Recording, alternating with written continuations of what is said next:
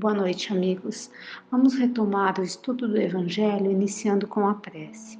Vamos assim, elevando o pensamento a Deus e a Jesus, nos conectando com a espiritualidade amiga que se faz presente, com Frei Fabiano de Cristo, e vibrando amorosamente por nossa família, por todos aqueles que sofrem, pelas pessoas que se encontram em hospitais, nas ruas e por aqueles que se encontram em aflição.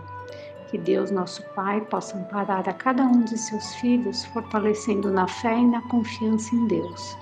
Pai nosso que estás no céu, santificado seja o teu nome.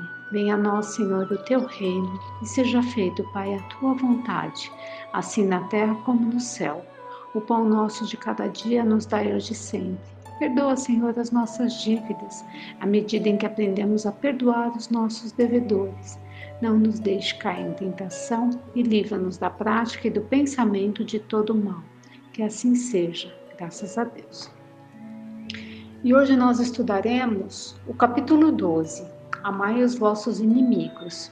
O item é o ódio. Semana passada nós falamos sobre a vingança e hoje nós falaremos sobre o ódio. E aí o Evangelho nos diz: amai-vos uns aos outros e sereis felizes. Tratai, sobretudo, de amar aos que vos provocam indiferença, ódio e desprezo. O Cristo, que deveis tornar o vosso modelo, deu-vos o exemplo dessa abnegação. Missionário do amor, amou até a dar o sangue e a própria vida. O sacrifício de amar os que vos ultrajam e perseguem é penoso, mas é isso, precisamente, o que vos torna superiores a eles. Se vós os odiasseis como eles vos odeiam, não valereis mais do que eles. E essa, a hóstia imaculada que ofereceis a Deus no altar de vossos corações. Hóstia de agradável fragrância, cujos perfumes sobem até ele. Mas embora a lei do amor nos mande amar indistintamente todos os nossos irmãos, não endurece o coração para os maus procedimentos. E essa, pelo contrário, a prova mais penosa. Eu o sei, pois durante minha última existência terrena, experimentei essa tortura. Mas Deus existe e pune, nesta e na outra vida, os que não cumprem a lei do amor. Não vos esqueçais, meus queridos filhos, de que o amor nos aproxima de Deus e o ódio nos afasta dele. Fenelon Bordel, 1861. E aí, vamos conversar um pouquinho sobre esse trecho do Evangelho, né?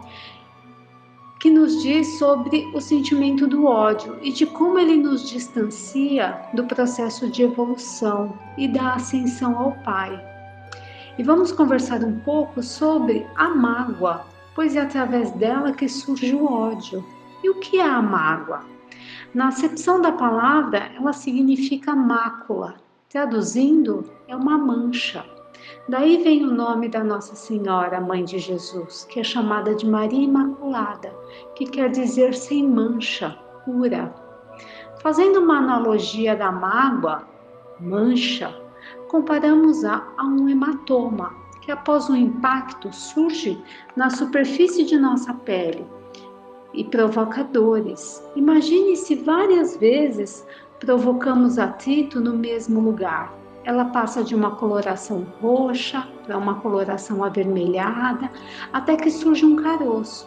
E a cada atrito desse hematoma, ele vai crescendo, de modo que eu não consigo mais nem sequer tocá-lo, de tão dolorido que fica. Mas o fato é que o hematoma surgiu de nós. Não foi o móvel, a pedra ou qualquer outra coisa que tenhamos impactado em nosso corpo. Foi o nosso corpo que sinalizou esse hematoma. Ou seja, cabe a nós o cuidado para que ele não cresça. E partindo desse entendimento, o que fazemos então? Vamos tomar cuidado, não vamos bater no mesmo lugar. Ou seja, precisamos cuidar dos hematomas que surgem em nós, sem atribuir necessariamente a culpa ao outro. Porque se me deixo ficar abalado constantemente por situações, preciso parar com os melindres. Cada um de nós dá aquilo que tem, nem mais nem menos. Aí está a questão. E esperamos demais do outro. E isso é um erro. Porque temos que pensar que se nós não somos perfeitos, por que queremos que o outro seja perfeito? Na maioria das vezes, nos magoamos porque o outro não corresponde às nossas expectativas. Mas as expectativas são nossas ou são do outro? São nossas, né? E aí é que entra o sentimento do perdão e a reflexão, que se ele faz é porque ainda não tem o entendimento, a consciência daquilo que está praticando. Porque se tivesse, não o faria. E quantas vezes agimos assim com o nosso filho, com as pessoas que nós amamos? Deixa pra lá, né? Um dia ele vai entender, porque entendemos que um dia ele crescerá e entenderá, aquilo vai fazer sentido. Assim também devemos agir com o outro. Se ainda não está em condições de entender, deixa pra lá. Um dia ele entenderá. Mas não se pode impor nada, não podemos impor, ou estaremos em nível de igualdade. Devemos, de nossa parte, praticar o perdão e seguir as nossas vidas sem a mágoa e principalmente sem o sentimento corrosivo do ódio.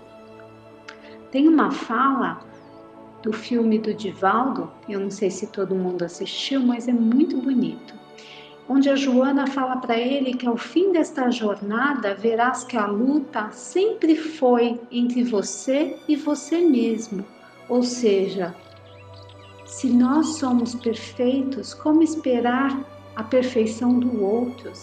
As antipatias não são gratuitas, não somos vítimas de ninguém. Aliás, se queremos atribuir a culpa a alguém, somos vítimas de nós mesmos, somos vítimas das nossas escolhas e cabe a nós dar uma nova direção à nossa vida, à nossa encarnação. Deixar o melindre novamente, né? Falando de novo do melindre de lado, exercitar o perdão e amar ao próximo como a si mesmo, né? E no livro Reforma Íntima tem um trechinho que diz que se o amor ainda não é algo muito grande para caber nessas situações, que haja mais compreensão então, meu irmão, mais paciência e mais tolerância, que são sentimentos derivados do amor, né? Se ainda não conseguimos perdoar, então que sejamos compreensivos, pacientes e tolerantes para com o outro. Né? Desta forma, eu vou estar praticando esse sentimento de amor, né? E deixando de lado essa mágoa, esse rancor e o sentimento de ódio. E tem um artigo do Jornal Consolador, número 515, publicado em 7 de maio, que ele fala da mágoa ao ódio. Pequena é a distância que separa a mágoa do ódio. Basta o ofendido guardar a lembrança de um insulto recebido para, em breve tempo, transformar a água em aversão e daí enveredar nas malhas do vil sentimento do ódio, que retarda por séculos a oportunidade do progresso espiritual. Comparar-se o magoado ao imprevidente que vagueia, descuidado à beira do penhasco, ao menor tropeço desequilibra-se, vacila, precipita-se no abismo e é tragado pela voragem do ódio. Reter o ódio no coração invigilante provoca distúrbios emocionais, leva o homem à prática de atos insensatos, que o fazem descambar muitas vezes para o crime. Compete aos que se melindram facilmente exercer um rigoroso controle das suas emoções, recolher-se em oração na busca do reequilíbrio psíquico, em consonância com a exortação de Jesus: vigiai e orai, para que não entreis em tentação. O ódio demole, o amor edifica. para que não sejam destruídas novas perspectivas futuras de paz e de harmonia, sufoquemos agora a mágoa que nos aflige antes que possa fazer-se ódio. Lembremos-nos sempre do provérbio de Salomão 10, versículo 12. O ódio excita contentas, mas o amor cobre todas as transgressões. Lembremos-nos também da oração ensinada pelo Mestre, na qual repetimos diariamente: perdoai as nossas ofensas, assim como perdoamos os nossos ofensores. Não nos deixeis cair em tentação, mas livrai-nos do mal. O mal que a miúde nos visita nasce, cresce e toma proporções desastrosas dentro de nós. Origina-se de pequenos contratempos que nos tocam a sensibilidade, ferem a nossa vaidade e instalam-se em nossos corações como mágoas que relutamos em não esquecer. É preciso também recordar as palavras de Jesus: fazei o bem aos que vos odeiam e orai pelos que vos perseguem e caluniam, a fim de serdes filhos do vosso Pai que estás no céu. Se queremos alcançar a plenitude da luz, façamos o bom combate. Lutemos sem tréguas para corrigir nossas íntimas perfeições. Com muita propriedade, afirmou Kardec, que o verdadeiro espírita se conhece pela sua transformação moral e pelo esforço que, em vida, no sentimento de vivenciar o que aprendeu na doutrina espírita. É a reforma íntima, né, meus amigos? E agora, para complementar a nossa leitura, vamos ler o trecho do livro Jesus, o Evangelho, psicografado por Divaldo e ditado pelo Espírito de Joana, desse item ódio, que fala: sede, pois, cheios de misericórdia, como cheio de misericórdia é o vosso Deus. Lucas, versículos 6 e 36. E aí, um trecho desse capítulo que fala: o ódio é remanescente vigoroso das mais sórdidas paixões do primarismo aselvajado, que permanece em luta titânica com a razão e o sentimento de amor inato em todos os seres. Morbo, pestífero, somente desaparece mediante a terapia do amor incondicional, que dilui, porquanto se enfrentam no mesmo campo de batalha, que é a consciência. Esse amor não negocia, tampouco negaceia, não se preocupa com qualquer tipo de caráter retributivo, é espontâneo e doador, desinteressado e rico de generosidade, cheio de misericórdia. Esse é o amor que Deus tem por nós. Independente das nossas falhas, Ele nos ama, sem colocar nenhuma condição, né? O ódio funciona como um automatismo violento, labareda voraz que deixa destruição para que as mãos do amor trabalhem na reconstrução que surgirá nos escombros. O evangelista João afirma esse valor, definindo: Deus é amor. O amor de Deus a que se refere Jesus é um sentimento também de compaixão que socorre, mas não se detém em exigência de natureza alguma. Todos os seres têm necessidade de amor, que constitui o alimento irrecusável. E quem não o aceita pode tornar-se a simbólica figueira que secou, retratada na parábola da inutilidade, da falta de objetivo pelo existir. Não se preocupa a divindade com o culto externo, com o sacrifício para reparação das faltas, com promessas de renovação, com o comércio das indulgências, a troco de moedas ou títulos, outros, por entender a sua não validade, por ser o absoluto possuidor, não possuído. A aceitação desse amor unge de bênçãos, vincula a criatura ao seu Criador, estabelecendo comunhão benfazeja capaz de superar os desafios e alcançar a autorrealização.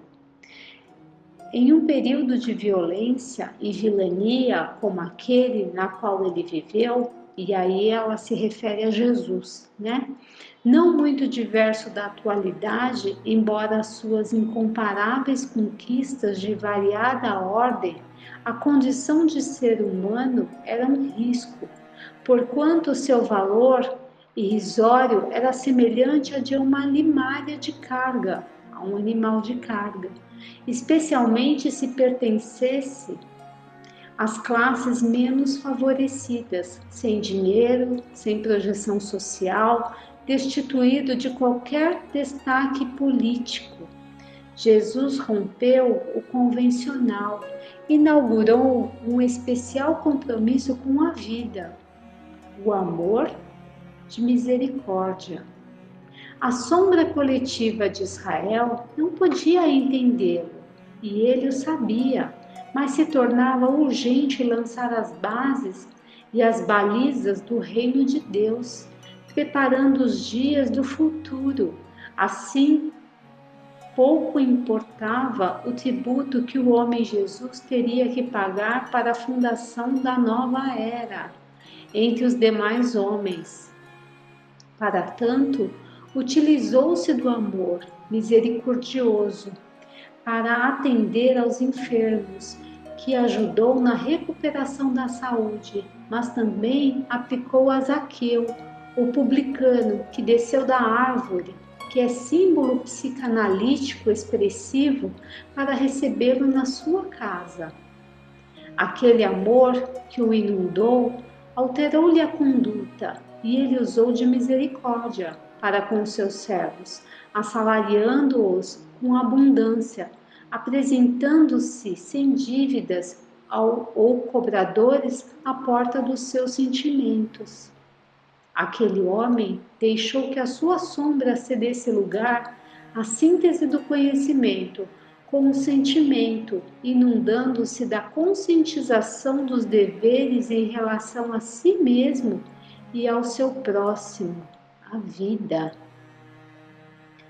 Esse amor grandioso acolheu a mulher, surpreendida em adultério, vítima do ódio generalizado de outros adúlteros, que nela desejavam esmagar os próprios conflitos para manterem a sombra, ou quando ele atendeu a vendedora de ilusões que saíra da obsessão do sexo desvairado, libertada pelo seu dúlcido olhar cheio de misericórdia, convidando-a à reeducação e ao refazimento do caminho.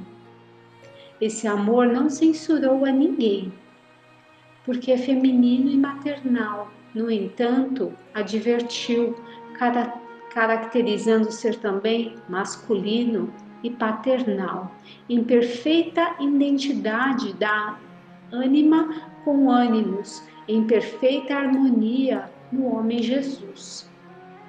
Terapeuta preventivo, ele esclareceu a respeito dos anos infelizes e sombrios que poderão resultar quando se permanece em delitos, em pensamentos, palavras e ações perturbadoras. Essa misericórdia não se detém na simples compaixão, propelindo cada beneficiado para que faça a sua parte, aquela que não lhe será tirada, por essencial a conscientização das possibilidades de que todos dispõem e devem acionar, aumentando-lhes a capacidade de realizações. Todo ser humano tem que realizar o seu trabalho de autoiluminação e, após fazê-lo, nunca mais será o mesmo. Cabe a nós, a cada um de nós, se autoiluminar. Muitas vezes usamos desculpa nessa questão, né? Atribuindo isso ao outro, quando na verdade a responsabilidade é nossa e não do outro.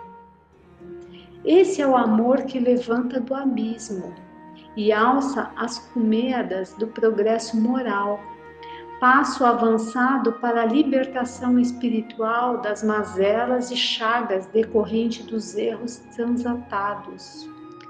Jamais Jesus fará a tarefa de outrem por outrem. Todo o seu amor é disciplinante e engrandecedor, nunca tornando o ser pungente. O ser pigmeu ante a sua grandeza moral, porém, descendo-lhe ao nível para erguê-lo até lhe seja possível alcançar. Assim, ele dignificava perante o si profundo cada um que se candidatava ao seu, que é o reino de Deus. Por tais razões, sempre recomendou a busca de Deus, qual ele próprio fez no deserto, em longa vigília, na montanha, durante a incomparável sinfonia das bem-aventuranças, ou no meio das multidões esfaimadas, inquietas, agressivas, insaciáveis e, sobretudo, ingratas. Jesus conhecia os homens, em razão também da sua condição de humanidade, entre eles superando a teorização mediante a experiência vivencial. Não foram poucas as provocações que se submeteu, a fim de lecionar o amor e desfazer os petardos do ódio, da animosidade, da inveja, nos diluentes do amor incessante, da compaixão sem termo. O ódio permanece no mundo na condição de loucura, que o tempo amorosamente irá desfazendo, fertilizando as plântulas da que é o germinar desse amor no solo dos sentimentos.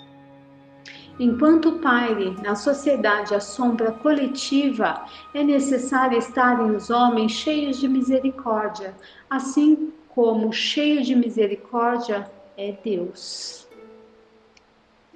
E para finalizarmos o estudo de hoje, com essa leitura do Evangelho e esses ensinamentos da trajetória de Jesus, eu trouxe um texto extraído do capítulo 70 do livro Palavras de Vida Eterna, de Emmanuel, psicografada por Francisco Cândido Xavier. E ela nos diz: pacífica sempre. Bem-aventurados os pacificadores, porque serão chamados filhos de Deus. Jesus, Mateus, versículo 5, 9. Por muitas sejam as dores que te aflijam a alma, acerena-te na oração e pacifica os quadros da tua própria luta. Se alguém te fere, pacifica, desculpando. Se alguém te calunia, pacifica, servindo. Se alguém te menospreza, pacifica, entendendo. Se alguém te irrita, pacifica, silenciando. O perdão e o trabalho, a compreensão e a humildade são as vozes inarticuladas de tua própria defesa. Golpes e golpes são feridas e mais feridas. Violência com violência somam loucura. Não ergas o braço para bater, nem abras o verbo para humilhar. Diante da perturbação, cala e espera, ajudando sempre. O tempo sanzona o fruto verde, altera a feição do charco, amolece o rochedo e cobre o ramo fanado de novas flores. Censura é climal de fé. Azedume é princípio de maldição. Onde estiveres, pacifica. Seja qual for a ofensa, pacifica. E perceberás por fim que a paz do mundo é dom de Deus e começa em ti. E para encerrarmos a leitura, que possamos pacificar o nosso coração perante ao outro e perante a nós mesmos. Fiquem com Deus, meus irmãos.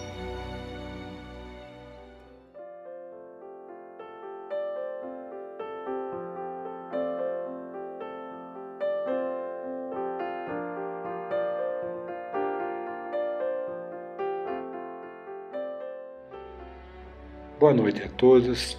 Estamos dando então início a mais uma quarta-feira de estudos do livro Diversidade dos Carismas, do Hermínio Miranda. Livro este que nos fala sobre a teoria e prática da mediunidade. Mas antes de começarmos a leitura do livro, vamos ler um pequeno trecho do livro Fonte Viva, psicografado por Francisco Cândido Xavier, pelo Espírito Emmanuel. A mensagem que nós escolhemos para dividir com nossos queridos irmãos tem por título Fé Inoperante e baseia-se numa passagem de Tiago, capítulo 2, versículo 17, onde lemos: Assim também a fé, se não tiver as obras, é morta em si mesma.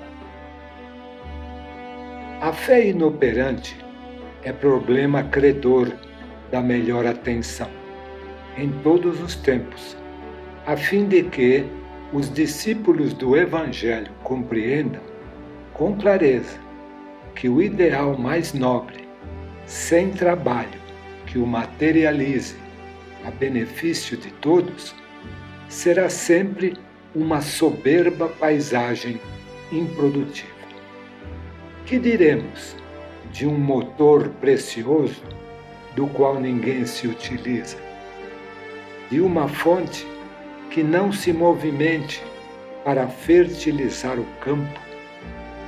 De uma luz que não se irradie? Confiaremos com segurança em determinada semente. Todavia, se não a plantamos, em que redundará nossa expectativa, senão em simples inutilidade? Sustentaremos absoluta esperança nas obras que a tora de madeira nos fornecerá, mas, se não nos dispomos a usar o serrote e a plânia, certo, a matéria-prima repousará indefinidamente a caminho da desintegração. A crença religiosa é o meio, o apostolado é o fim. A celeste confiança ilumina a inteligência para que a ação benéfica se estenda, improvisando por toda parte bênçãos de paz e alegria, engrandecimento e sublimação. Quem puder receber uma gota de revelação espiritual no imo do ser, demonstrando o amadurecimento preciso para a vida superior, procure de imediato o posto de serviço que lhe compete em favor do progresso comum. A fé, na essência, é aquele embrião de mostarda do ensinamento de Jesus que, em pleno crescimento, através da elevação pelo trabalho incessante, se converte no reino divino, onde a alma do crente passa a viver. Guardar, pois, o êxtase religioso no coração, sem qualquer atividade nas obras de desenvolvimento da sabedoria e do amor, consubstanciados no serviço da caridade e da educação, será conservar na terra viva do sentimento um ídolo morto, sepultado entre as flores inúteis das promessas brilhantes. Muito bem, a leitura foi até aqui. Agora então, vamos à leitura do nosso livro, o Diversidade dos Carismas.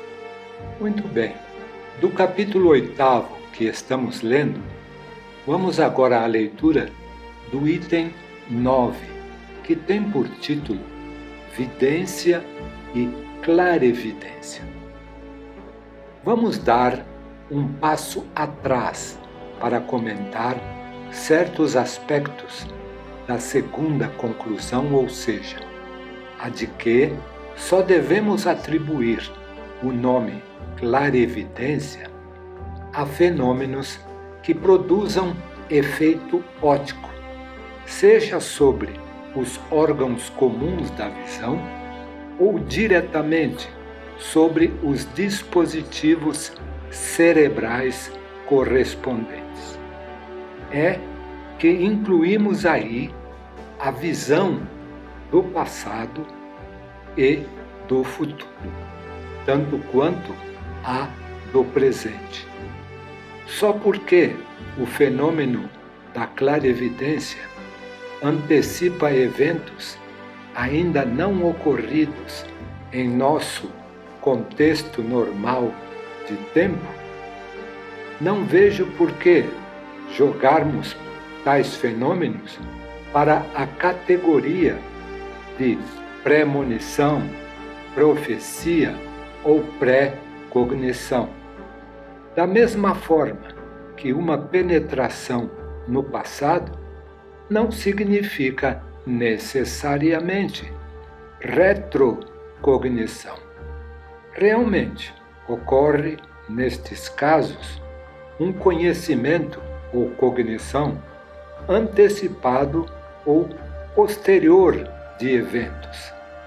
Não, porém, que sejam devidas tais informações a qualquer faculdade profética ou retroativa especial do sensitivo, mas porque, uma vez desdobrados, parcialmente libertos do contexto habitual de espaço e tempo sequencial, como os entendemos pela ótica humana dos seres encarnados, temos todos, em maior ou menor grau, a condição de viajar tanto através do espaço físico quanto no tempo, no sentido presente, passado ou presente, futuro. O chamado sonho profético não é outra coisa senão uma viagem do espírito ao local que, para nós, presos aos condicionamentos do tempo sequencial, ainda é futuro. Vimos isso com Regina também, ou com o sensitivo inglês que descrevia por antecipação onde Jack, o estripador, iria cometer o seu próximo crime. De forma idêntica, Regina viu um desastre de ônibus e outro de automóvel, sendo que neste viu também seus amigos mortos. Tudo isso antes do evento real, na faixa do tempo em que vivemos as nossas vidas terrenas, metidos num corpo de carne. O que nos levou a especular em a memória e o tempo, não só que o tempo é um lugar, mas também que o futuro já existe. Em suma, como fenômeno de clarevidência, eu colocaria apenas aquele em que há visão à distância, no tempo ou no espaço. E mais, que a clarividência é um fenômeno anímico que usualmente depende de um desdobramento perispiritual a fim de que possa ocorrer. Quando o sensitivo vê espíritos desencarnados ou participa de eventos em que há envolvimentos de tais espíritos, então o fenômeno é espírita e, portanto, mediúnico, ainda que também precedido pelo desdobramento. Proponho designar estes casos como fenômenos de vidência e não de clarevidência, que ficaria adstrito, vamos reiterar, a fenômenos anímicos de visão à distância. A vidência é fenômeno mediúnico e o médium correspondente está classificado no quadro proposto por Allan Kardec como médium vidente. É preciso, contudo, estar alerta para o fato de que a fenomenologia psíquica não é nada fácil de se enquadrar em rígidas e didáticas classificações. Os quadros sinóticos são úteis no estudo de tais complexidades, mas é preciso não dogmatizar ou supervalorizar tais esquemas. Eles precisam ser suficientemente flexíveis para acomodar variedades e combinações fenomenológicas, e nós igualmente flexíveis para aprendermos com os fatos e aceitar modificações em nossas posturas e convicções. Por exemplo, não é impossível que, no decorrer de um fenômeno anímico de clarevidência, interfira ou apareça no campo visual do sensitivo um espírito desencarnado. E como classificar então este fenômeno misto? Anímico, mediúnico? Vidência ou clarevidência? Não é a classificação ou a distribuição cuidadosa da terminologia que vai resolver o problema suscitado pelo entendimento desses e de outros fenômenos. Eles simplesmente ocorrem. Cabe ao observador atento procurar descobrir as leis que os produzem e buscar um rótulo ou um nome para identificá-los. Cabe ao observador atento procurar descobrir as leis que o produzem. Desculpem, eu estou repetindo. Nunca se esquecendo, contudo, de que não são as palavras que inventamos que determinarão o fenômeno, obrigando-o a acontecer desta ou daquela maneira, a fim de não desarrumar os nossos caprichosos quadros classificatórios. Outro exemplo.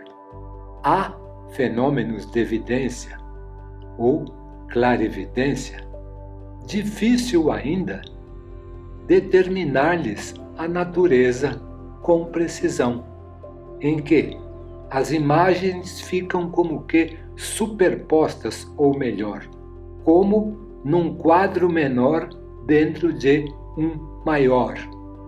Neste caso, o menor fica como que embutido ou encaixado no maior.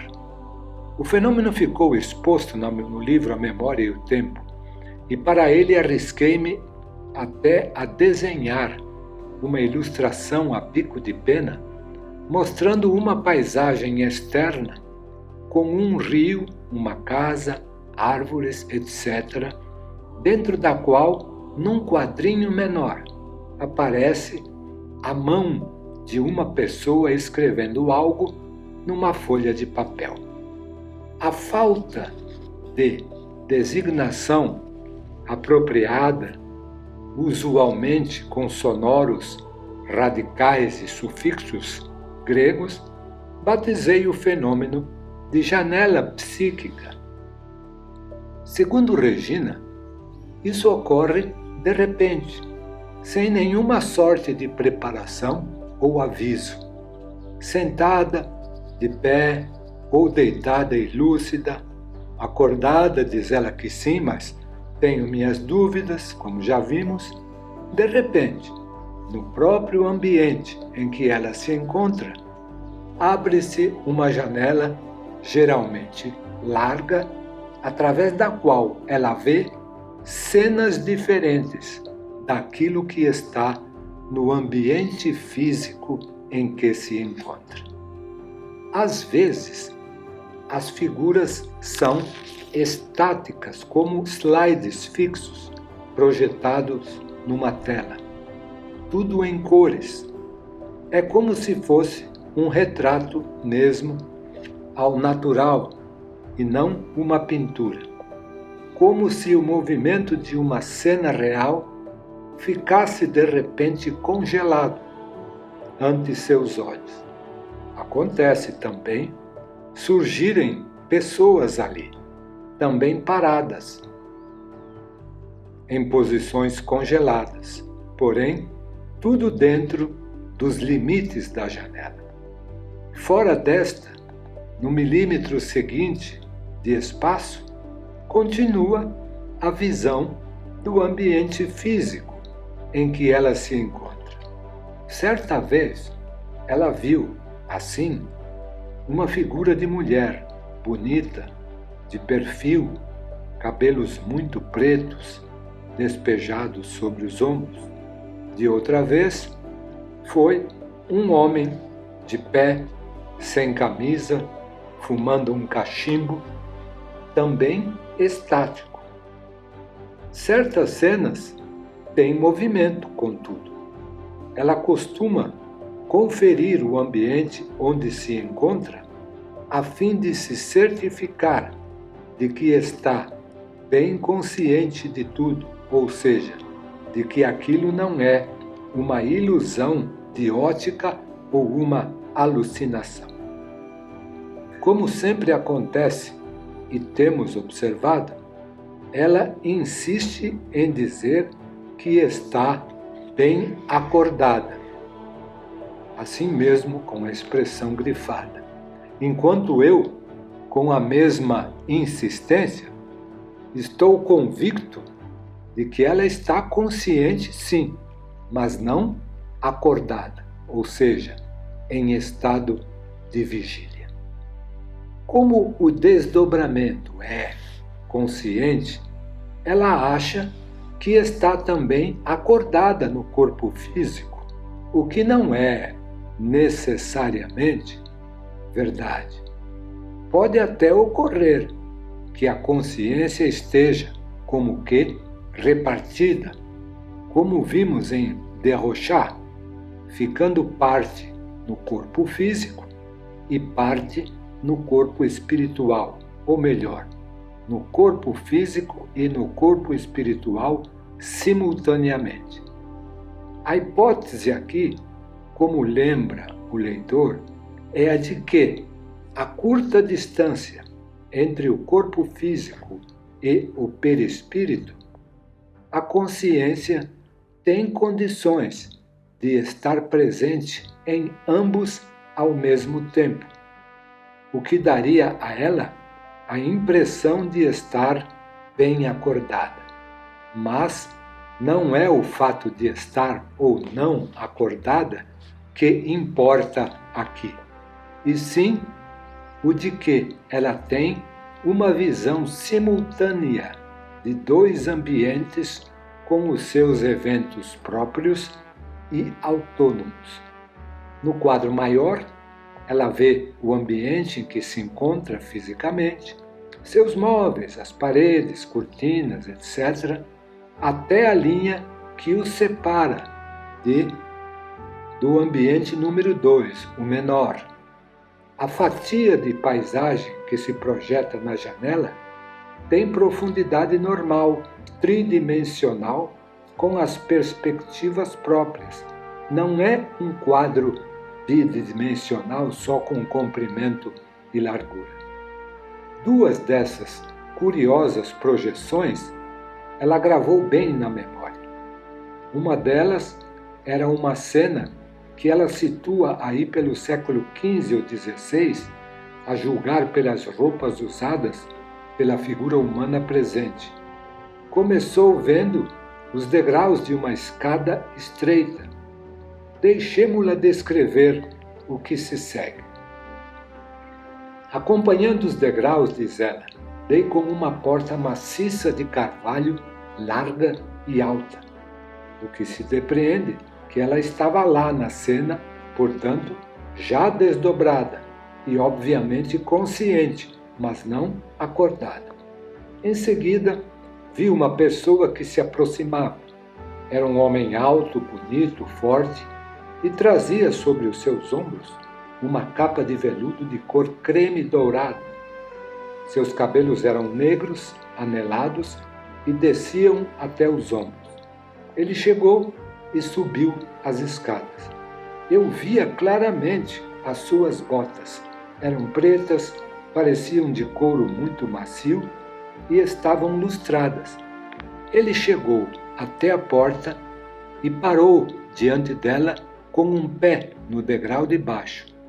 A cena parou aí e permaneceu como que congelada por algum tempo, e em seguida a janela fechou-se. Dentro da nossa classificação, onde poríamos o fenômeno? Então fica a pergunta, e nós, na próxima semana, continuaremos, nas colocações aí que o Hermínio faz a respeito disso. Vamos então ao encerramento do nosso trabalho, agradecendo a espiritualidade maior, a Deus nosso Pai, a oportunidade bendita de estarmos aqui reunidos mais uma vez. Pai nosso, que estás nos céus, santificado seja o vosso nome, venha a nós o vosso reino, e seja feita, Senhor, a vossa vontade, assim na terra como nos céus. O pão nosso de cada dia, dai-nos hoje e sempre, e perdoe as nossas dívidas, nos ensinando a perdoar os nossos devedores. Não nos deixes cair em tentações e livra-nos da prática e do pensamento de todo o mal, pois teu é o reino, o poder e a glória para todo o sempre. Que assim seja, graças a Deus.